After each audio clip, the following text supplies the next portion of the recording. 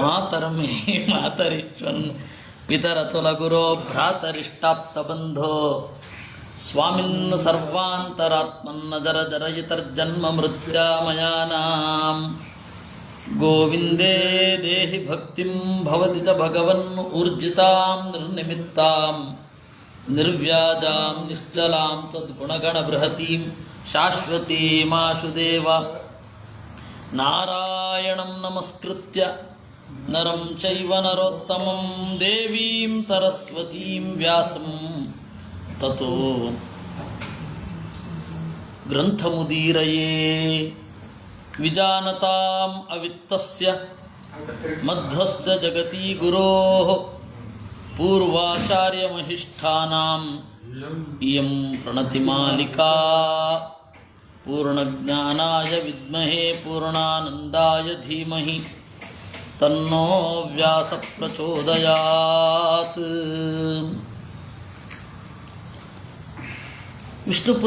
ಅಗ್ನಿಪುರಾಣವನ್ನು ನೋಡ್ತಾ ಇದ್ವಿ. ಅಗ್ನಿಪುರಾಣದಲ್ಲಿ ಇರುವ ಅನೇಕ ಅಂಶಗಳು ಅಂದರೆ ಪೂಜಾ ವಿಧಾನ ಇತ್ಯಾದಿಗಳ ಬಗ್ಗೆ ಎಲ್ಲ ಇರುವಂಥದ್ದು ಈಗ ನಾವು ಬಳಕೆ ಮಾಡದೇ ಇರೋದು. ಶಾಕ್ತತಂತ್ರ, ಶೈವತಂತ್ರ, ಪಾಶುಪತಂತ್ರ ಎಲ್ಲವೂ ಸೇರಿ ಬಂದ್ಬಿಟ್ಟಿದೆ. ಆದರೆ ನಮಗೆ ಇದೊಂದು ಈ ತರಹ ಇದೆ ಅನ್ನುವ ಪ್ರಜ್ಞೆ ನೀಡುತ್ತೆ ಅನ್ನುವುದಕ್ಕಾಗಿ ಗೊತ್ತಾಗುವಂಥದ್ದು.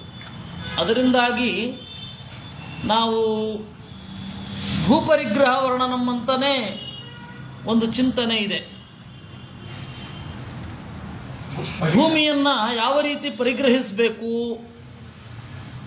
ಅನ್ನುವಂಥದ್ದು. ಯಾವ ರೀತಿ ಪರಿಗ್ರಹಿಸಬೇಕು ಅಂತ ಅನ್ನೋದನ್ನು ನಾವಿವತ್ತು ತಗೊಳ್ಳಿಕ್ಕಾಗಲ್ಲ. ನೈಋತೆ ಮಂದಿರಂ ಕುರ್ಯಾತ್ ವರುಣಾದೇಶ್ಚ ವಾರುಣೆ.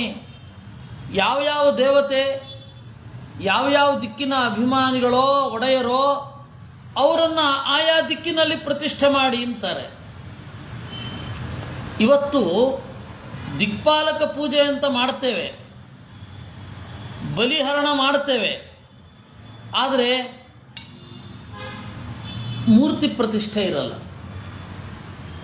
ಮಂದಿರ ಪ್ರತಿಷ್ಠೆ ಇರಲ್ಲ.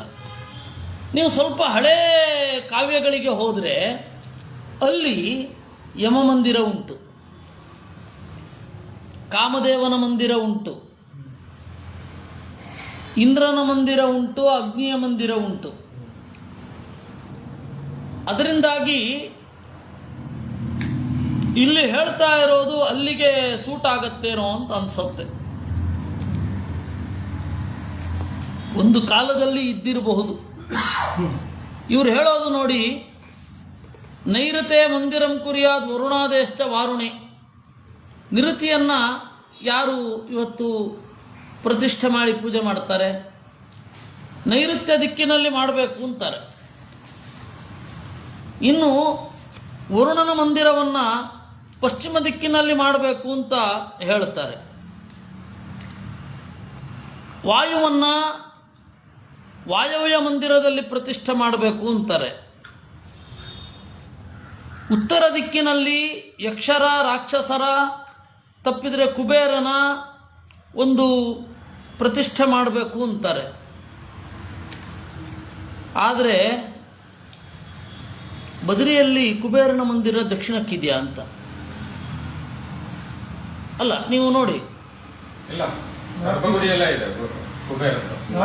ಆ ಗರ್ಭಗುಡಿಯಲ್ಲೇ ಇದೆ, ನಾರ್ತ್ ಈಸ್ಟಿನಲ್ಲಿದೆ, ನಾರ್ತ್ ವೆಸ್ಟ್ ಕುಬೇರ ಮೂಲ ಹಾಗೆ ಇರುತ್ತೆ. ಆದರೆ ಅಲ್ಲಿ ಬೇರೆ ಎಲ್ಲ ಕಡೆ ಇಡೀ ಭಾರತದಲ್ಲಿ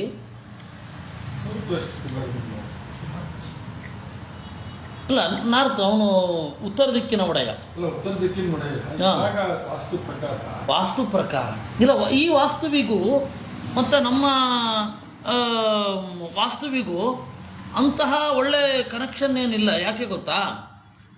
ವಾಸ್ತುವನ್ನು ಹೇಳುವ ಮಯಮತದಲ್ಲಿ ಆಗಲಿ ಬೇರೆದರಲ್ಲಾಗಲಿ ದೇವಾಲಯ ವಾಸ್ತುವಿಗೆ ಸಂಬಂಧಪಟ್ಟ ಹಾಗೆ ಇದೆ, ಮನುಷ್ಯರ ಮನೆಗೆ ಸಂಬಂಧಪಟ್ಟ ಹಾಗಿಲ್ಲ. ಮತ್ತು ಅಲ್ಲಿಯೂ ಕೂಡ ಇನ್ನೂ ಒಂದು ಸ್ವಲ್ಪ ಹೇಳಬೇಕು ಅಂದರೆ ಆಗ್ನೇಯ ಮೂಲೆಯಲ್ಲಿ ಅಡುಗೆ ಮನೆ ಅಂತ ವಾಸ್ತವವಾಗಿ ಆವಾಗ ಯಜ್ಞ ನಡೆಸ್ತಾ ಇದ್ದ ಜಾಗ ಅದು. ಅಡುಗೆ ಮನೆಗೆ ಅಂತ ಎಲ್ಲಿಟ್ಕೊಳ್ತಾ ಇದ್ರು ಅನ್ನೋ ಡೌಟ್ ಇದ್ದೇ ಇದೆ. ಯಾಕೆಂದರೆ ಆಗ್ನೇಯ ಮೂಲೆಯಲ್ಲಿ ಅಗ್ನಿಯನ್ನು ಪೂಜೆ ಮಾಡ್ತಾ ಇದ್ರು. ಅಡುಗೆ ಮಾಡ್ಕೊಳ್ತಾ ಇದ್ರ ಅನ್ನೋದೇ ದೊಡ್ಡ ಡೌಟು. ಮಾಡ್ಕೊಳ್ತಾ ಇದ್ದ ಅಡುಗೆ ಇದು ಅರಮನೆಗಳಲ್ಲೆಲ್ಲ, ಅರಮನೆ ಮತ್ತು ಎಲ್ಲಿ ಮನೆ ಒಲೆಯಲ್ಲಿ ಹುಡ್ತಾ ಇದ್ರು ಅನ್ನೋದ್ರ ಬಗ್ಗೆ ನಮಗಷ್ಟು ಖಾತ್ರಿ ಇಲ್ಲ. ಅದರಿಂದಾಗಿ ಮನುಷ್ಯಾಲಯ ಚಂದ್ರಿಕಾ ಅಂತ ಒಂದು ನಮಗೆ ಅದು ನೋಡಿದ್ರೆ 800 ವರ್ಷದ ಹಿಂದಿನದ್ದಾಗಿ ಕಾಣಲ್ಲ, 800 ವರ್ಷಕ್ಕಿಂತ ಹಿಂದಿನದ್ದಾಗಿ ಕಾಣಲ್ಲ. ಮನುಷ್ಯಾಲಯ ಚಂದ್ರಿಕಾ ಅಂತ ಈಗ ಬರುತ್ತೆ. ಅದರ ಪ್ರಕಾರ ಈಗ ಇರುವ ಗ್ರಹಿಕೆಗಳೆಲ್ಲ ಶುರು ಆಗಿರೋದು. ವಾಸ್ತುವಿನಲ್ಲಿ ಹೇಳೋದೇ ಇಲ್ಲ. ಇನ್ಫ್ಯಾಕ್ಟ್ ನಾವು ಮೊನ್ನೆ ಮಹಾಭಾರತದಲ್ಲಿ ನೋಡ್ತಾ ಇದ್ವಲ್ಲ, ಮನೆ ಒಳಗಡೆ ಮಲಮೂತ್ರ ವಿಸರ್ಜನೆ ಮಾಡಬಾರದು ಅಂತ. ಅಂದರೆ ಅವ್ರ ಪ್ರಕಾರ ನಾವು ಮನೆ ಒಳಗಡೆ ಬಚ್ಚಲ ಮನೆಯನ್ನೋ ಟಾಯ್ಲೆಟನ್ನು ಕಟ್ಟಿಸೋ ಹಾಗೆ ಇಲ್ಲ, ದೂರ ಎಲ್ಲೋ ಹೋಗಬೇಕಿತ್ತು. ಅಲ್ಲ, ಅದೇ ಅವಾಗ ಉಡುಪಿಯಲ್ಲೆಲ್ಲ ಇಡೀ ರಥಬೀದಿಯಲ್ಲಿ ಇರಲಿಲ್ಲಂತೆ, ಬೀಡಿನ ಗುಡ್ಡಕ್ಕೆ ಹೋಗಬೇಕು.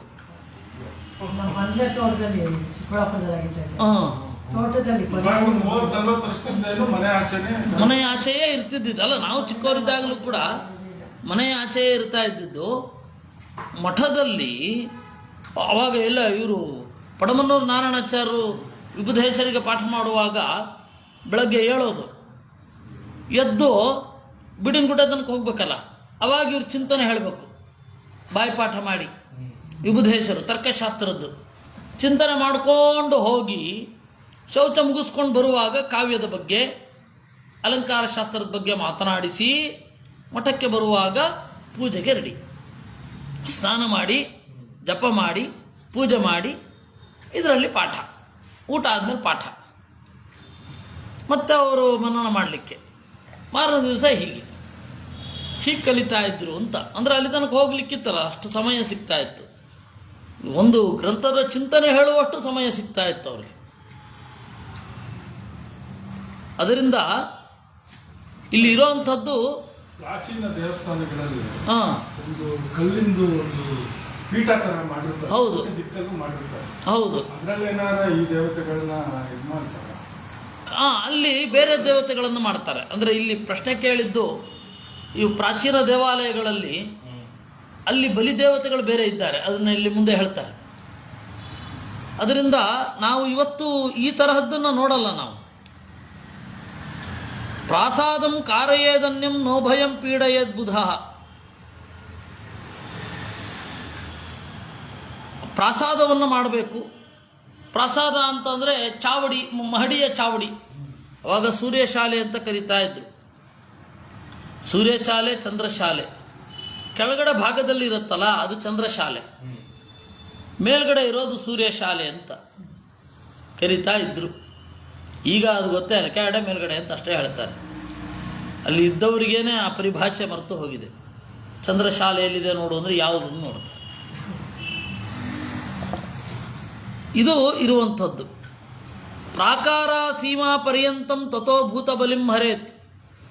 ಆ ಪ್ರಾಕಾರ ಸೀಮಾ ಅಂದರೆ, ಪ್ರಾಕಾರ ಅಂತಂದರೆ ಪ್ರದಕ್ಷಿಣೆ ಹಾಕುವ ಪಥ, ಅದರ ಒಂದು ಭಾಗದಲ್ಲಿ ಬಲಿಯನ್ನು ಇಡಬೇಕಾಗ್ತಾ ಇತ್ತು.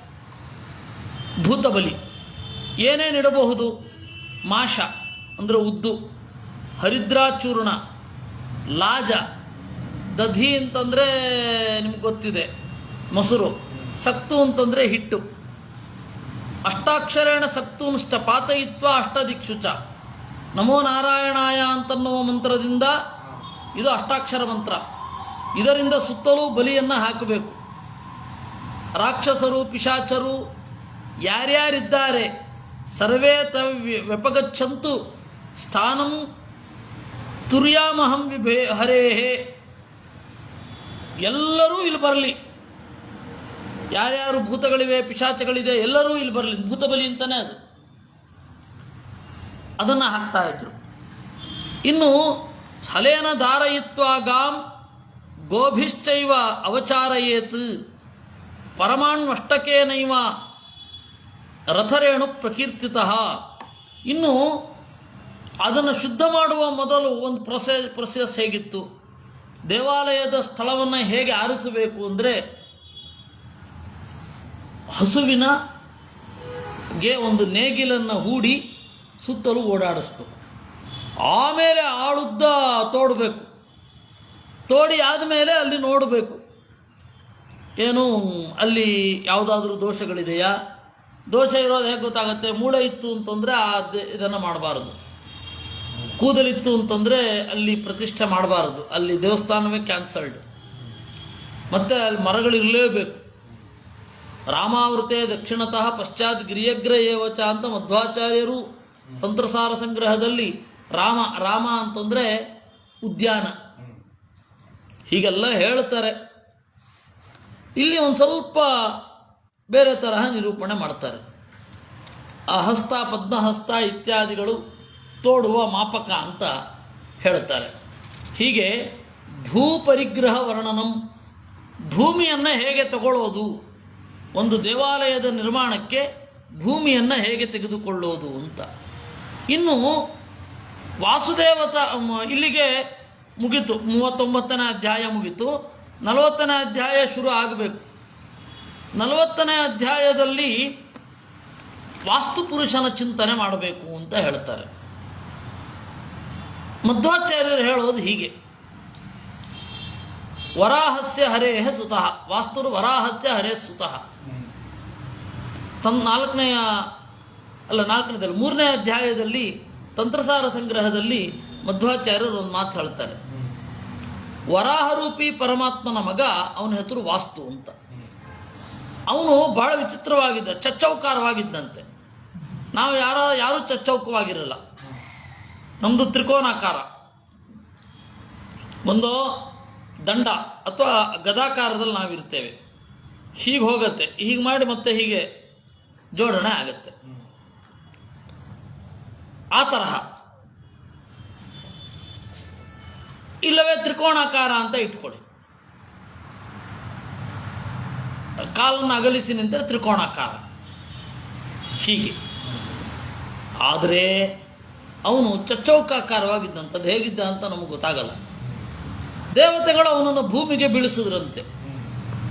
ಭೂಮಿಗೆ ಬೀಳಿಸಿ, ವಾಸ್ತು ಅಂತಂದರೆ ಅವತ್ತಿನಿಂದ ಪರ್ಫೆಕ್ಟ್ ಚಚ್ಚೌಕವಾಗಿ ಹೇಳ್ಕೊಳ್ಬೇಕು ಅಂತ. ನೀವು ಸೊಟ್ಟಿಗೆ 5 ಮೂಲೆ ಬರೋ ಹಾಗೆ, 3 ಮೂಲೆ ಬರೋ ಹಾಗೆ ಎಲ್ಲ ಸೈಟ್ ವಿಭಾಗ ಮಾಡಬಾರ್ದು. ಮತ್ತು ಸೌಂದರ್ಯದ ಒಂದು ಇದು ಹಾಗೆ, ಪರಿಕಲ್ಪನೆಯೂ ಹಾಗೆ.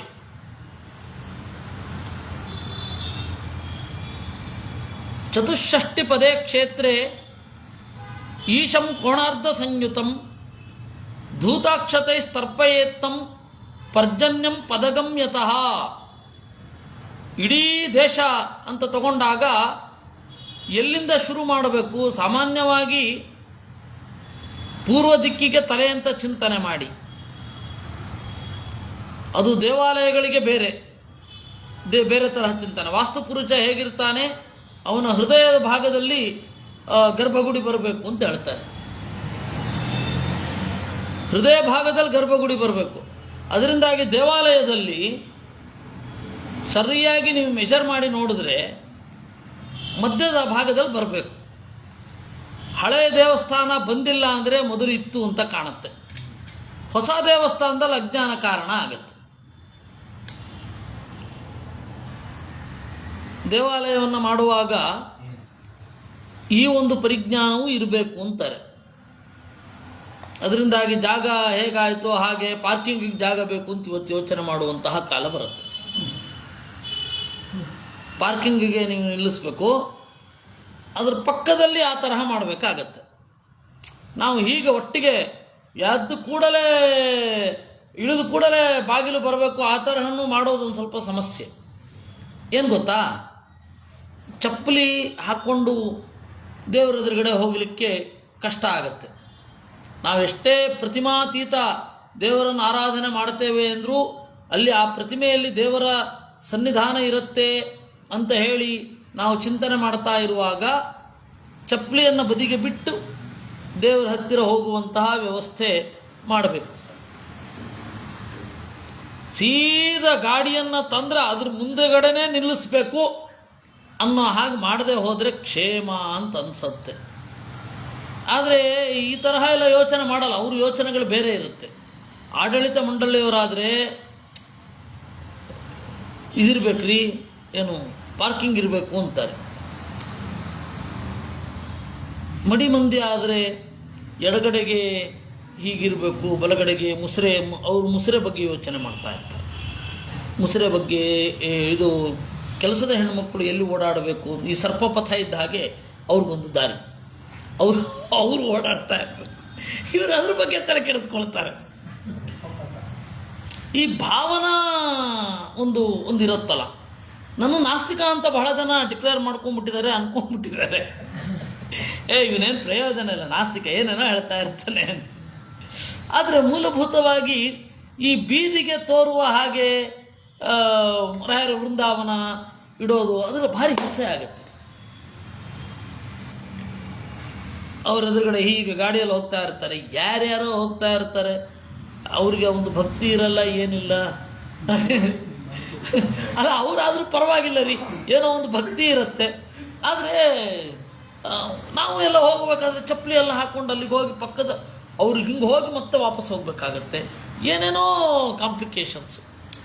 ಸ್ವಲ್ಪ ವಿಸ್ತಾರವಾದ ಜಾಗ ಇತ್ತು ಅಂದರೆ ಪಕ್ಕದಲ್ಲಿ ಅದು ಪಾದರಕ್ಷೆ ಮೊದಲಾದವುಗಳನ್ನು ಬಿಟ್ಟು ಕಾಲು ತೊಳ್ಕೊಂಡೇ ಒಳಗಡೆ ಹೋಗೋ ಹಾಗೆ ವ್ಯವಸ್ಥೆ ಇದ್ದರೆ ಚಂದ.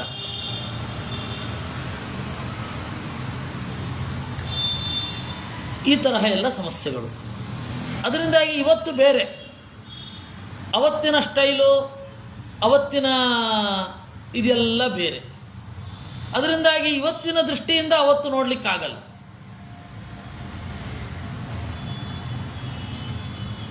ಪರ್ಜನ್ಯಂ ಪಾದಗಂ ತತಃ, ಪಾದ ಅಂತ ಬಂತಲ್ಲ ಅಲ್ಲಿಂದ ತಗೊಳ್ಬೇಕು. ಅದು ಎರಡು ತರಹದ ವಾಸ್ತುಶಾಸ್ತ್ರ ಇದೆ. ಎರಡು ತರಹದ ವಾಸ್ತುಶಾಸ್ತ್ರದಲ್ಲಿಯೂ ವಾಸ್ತುಪುರುಷನನ್ನು ಸರಿಯಾಗಿ ಚಚ್ಚೌಕಾಕಾರವಾಗಿ ಇದ್ದಾನೆ, ಅದರಿಂದಾಗಿ ಉದ್ದ ಅಗಲ ಇತ್ಯಾದಿಗಳನ್ನು ತಗೊಂಡದ್ದೇ ತಪ್ಪು ತಗೊಂಡಿದ್ದೇವೆ ನಾವು. ಭಾರತೀಯ ಪದ್ಧತಿಯಲ್ಲಿ ತಗೊಂಡಿಲ್ಲ. ಏನು ಇವಾಗ ಸೈಟು ಎಲ್ಲ ಹೇಗೆ ಬರುತ್ತೆ ಅಂದರೆ 60-40, ಒಂದು ಯಾವುದೋ ಒಂದು ಉದ್ದ ಇರಬೇಕು, ಯಾವುದೋ ಒಂದು ಕಡಿಮೆ ಇರಬೇಕು. ಸರಿಯಾಗಿ 100/100 ಆ ತರಹ, 50/50 ಆ ತರಹ ಇಲ್ಲ. ಅದರಲ್ಲೇನು ವಾಸ್ತು ನೋಡೋದು ಅಂತ ನಮಗೊಮ್ಮೊಮ್ಮೆ ಅನಿಸುತ್ತೆ.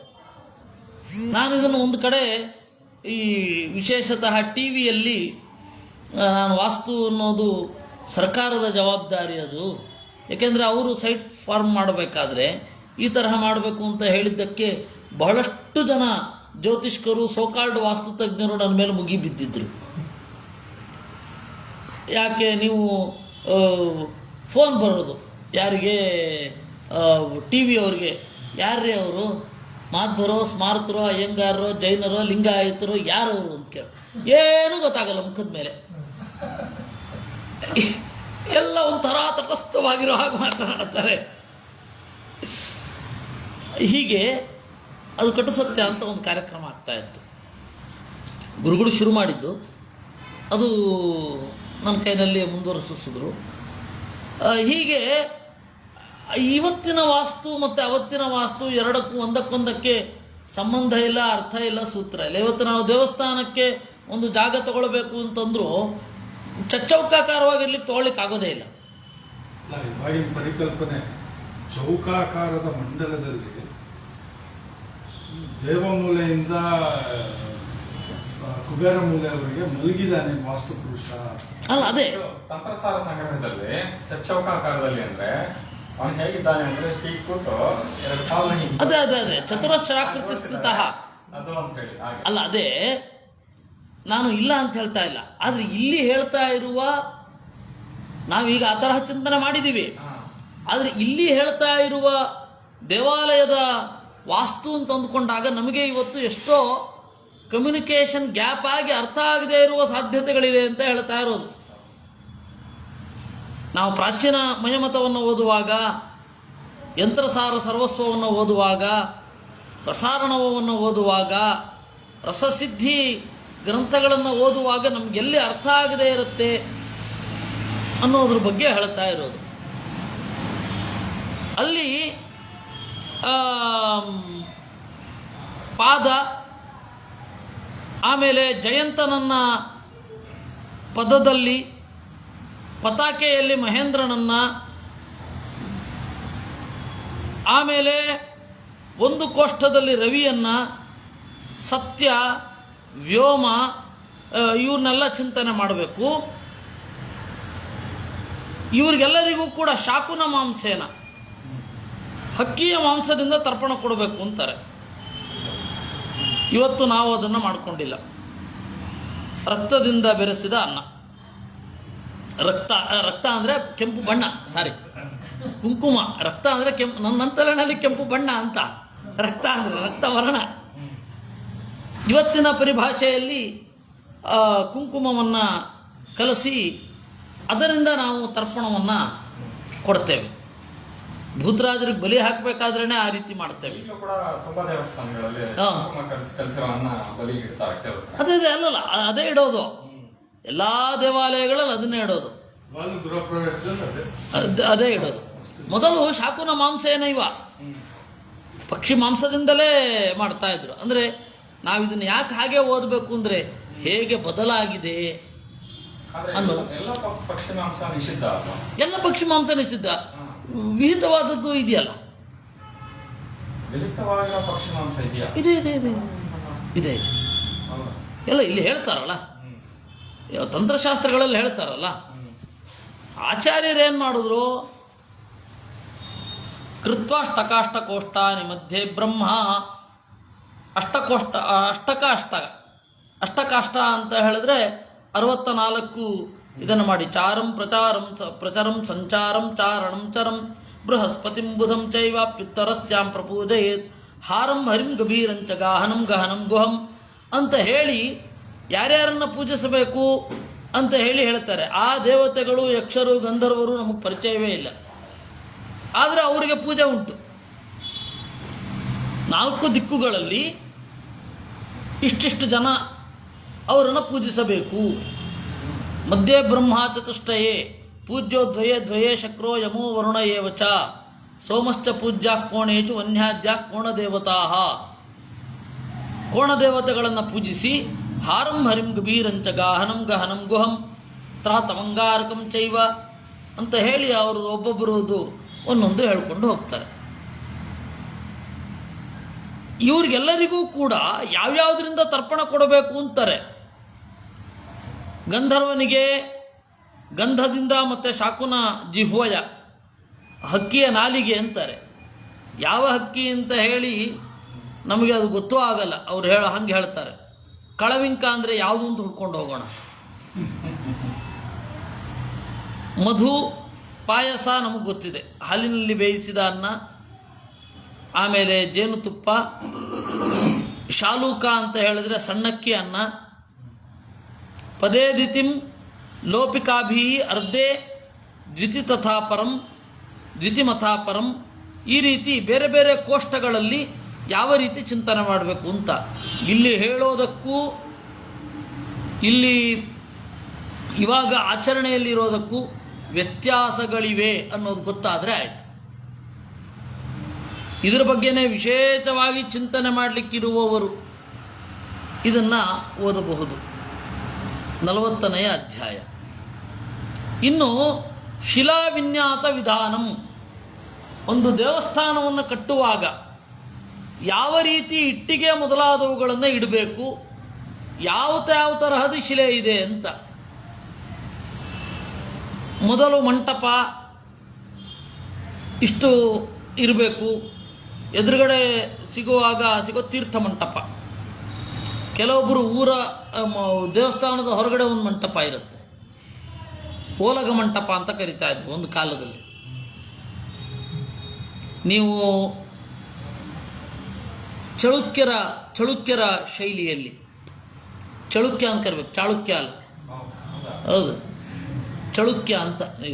ನಿಜವಾಗಿಯೂ ಇರುವಂಥದ್ದು. ಪರಂಪರೆ ಬಂದು ಚಾಲುಕ್ಯ. ಅದೇ ಚಾಲುಕ್ಯ ಅಂತ ಆಗೋಗಿದೆ. ಇರಲಿ, ಅದೇ ನಹಿ ನಾಮ್ನಿ ವಿಪ್ರತಿಪತ್ತಿ, ಅವರೇ ಚಾಲುಕ್ಯರು ಅಂದರೆ ಚಾಲುಕ್ಯರು ಅಂದರು ಅರ್ಥ ಏನು? ಚಲನೆ ಮಾಡುವವರನ್ನು ಹಿಡಿಯುವವರು ಅಂತ. ಇರಲಿ, ಅವರು ಹಾಸನ ಈಚೆ ಬಯಲಸೀಮೆಯ ಹಳೆಯ ದೇವಸ್ಥಾನಗಳನ್ನು ನೋಡಿ, ಮುಂದೆ ಒಂದು ಮಂಟಪ ಇರುತ್ತೆ, ಅಲ್ಲಿ ಕುಳಿತು ಓಲಗ ಮಂಟಪ ಅಂತ. ಒಂದು ಕಾಲದಲ್ಲಿ ಅದರ ಪಕ್ಕದಲ್ಲಿ ಓಲಗದವರು ಕೊಡ್ತಾ ಇದ್ರು. ಆ ಮಂಟಪದಲ್ಲಿ ನರ್ತನವೋ ಇನ್ನೇನೋ ನಡೆಯೋದು, ನರ್ತನ, ಹಾಡು ಮೊದಲಾದವುಗಳೆಲ್ಲ ನಡೆಯೋದು. ದೇವಾಲಯದಲ್ಲಿ ಅಲ್ಲಿ ಮುಂದೆ ಕೂತು ಹೀಗೆ ಹಾಡಬೇಕು, ಆ ತರಹ ಇತ್ತು. ಅಲ್ಲಿ ಒಳಗಡೆ ಒಂದು ಮಂಟಪ ಇರೋದು, ಅದು ತೀರ್ಥ ಮಂಟಪ. ಅದರ ಆಚೆಗೆ ಗರ್ಭಗುಡಿ ಇರೋದು.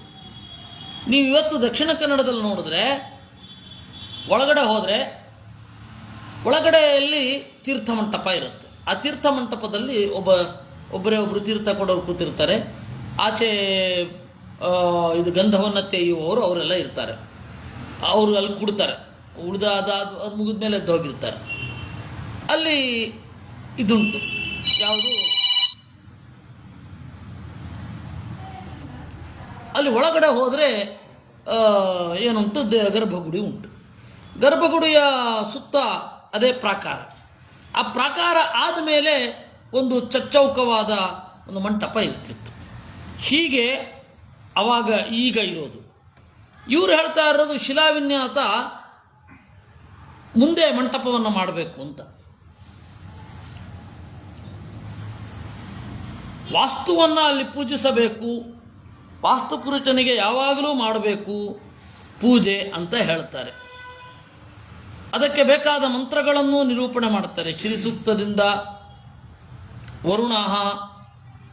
ವರುಣ ಅಂತನ್ನುವ ಸೂಕ್ತದಿಂದ, ಆಮೇಲೆ ಹಂಸ ಶುಚಿಷತ್ ಉದುತ್ತಮಂ ವರುಣಪಾಶ ಪಸ್ಮತಮಾಧವಂ ವಿಮಧ್ಯಮಂ ಶ್ರುತಾಯ ಅನ್ನುವ ಮಂತ್ರ, ಕಯಾನಶ್ಚ ತಥೈವ ಚ ಆಪೋಹಿಷ್ಠೇತಿ ತಿಸೃಭಿಃ ಶನ್ನೋ ದೇವೇತಿ ಚಾಪ್ಯಣಂ. ಈ ರೀತಿ ಹಿರಣ್ಯ ಮೊದಲಾದವುಗಳಿಂದ ಆ ನೀರಿಗೆ ಸಿಂಪಡಿಸಬೇಕು, ಆ ಕಲ್ಲಿಗೆ. ಆಮೇಲೆ ಕಲ್ಲನ್ನಿಡ್ಲಿಕ್ಕೆ ಶುರು ಮಾಡಬೇಕು ಅಂತ ಹೇಳ್ತಾರೆ. ಇದನ್ನು ನಾವು ಮುಂದೆ ನೋಡಿ, ಇನ್ನು 5 ನಿಮಿಷ ಆದ ಕೂಡಲೇ ವಿಷ್ಣು ತತ್ವ ನಿರ್ಣಯ ಮಾಡೋಣ. ಕೃಷ್ಣಾರ್ಪಣಮಸ್ತು.